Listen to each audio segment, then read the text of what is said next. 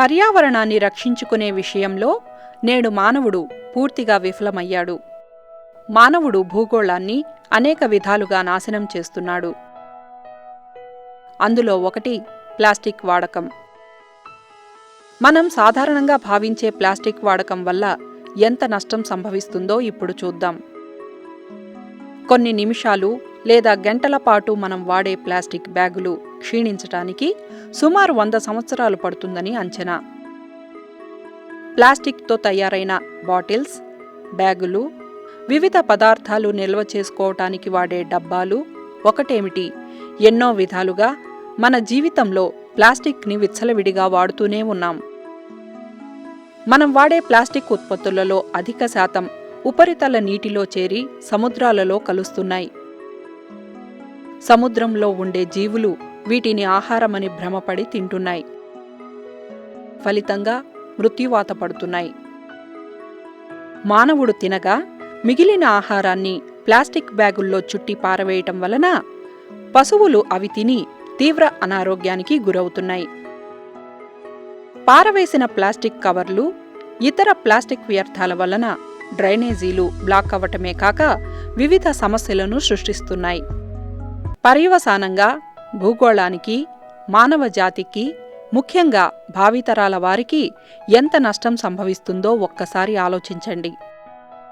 అందుకే తక్షణమే ప్రతి ఒక్కరూ ప్లాస్టిక్ వాడకాన్ని నిషేధించాలి. ప్లాస్టిక్ వాటర్ బాటిల్స్కి బదులు స్టీల్ లేదా ఇతర వాటర్ బాటిల్స్ని వాడదాం. ప్లాస్టిక్ బ్యాగులకి బదులు జూట్ బ్యాగులు, పేపర్ బ్యాగులనే వాడదాం.